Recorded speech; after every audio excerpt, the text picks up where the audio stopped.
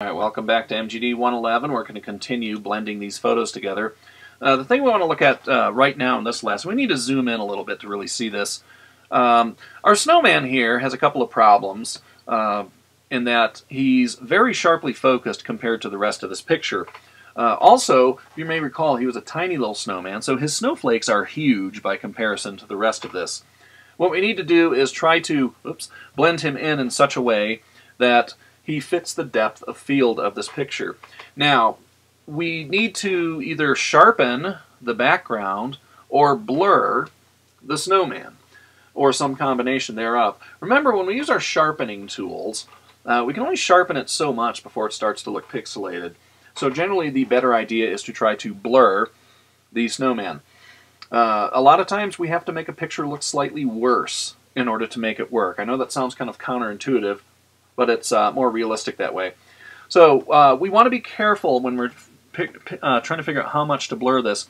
These girls are in motion on their sleds, so they're going to be blurry because of motion.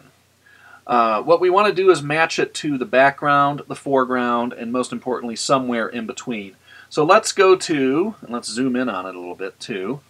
Let's go to Filter, Blur, and we're just going to try just the regular blur here.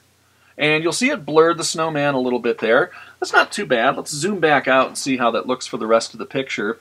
He's a little bit out of focus, I think. So that was a bit much. How do we do that? Well, remember, anytime we use filters or certain other features, as long as we don't do anything else after it, we have the option under Edit for Fade.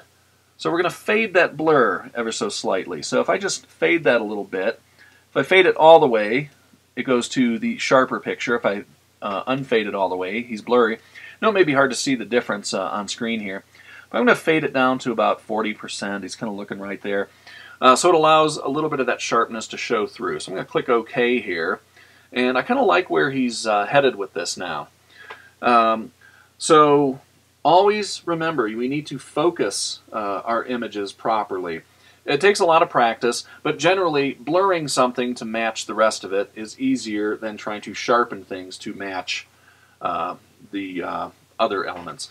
So keep that one in your back pocket there, and we're going to take a look at some other techniques.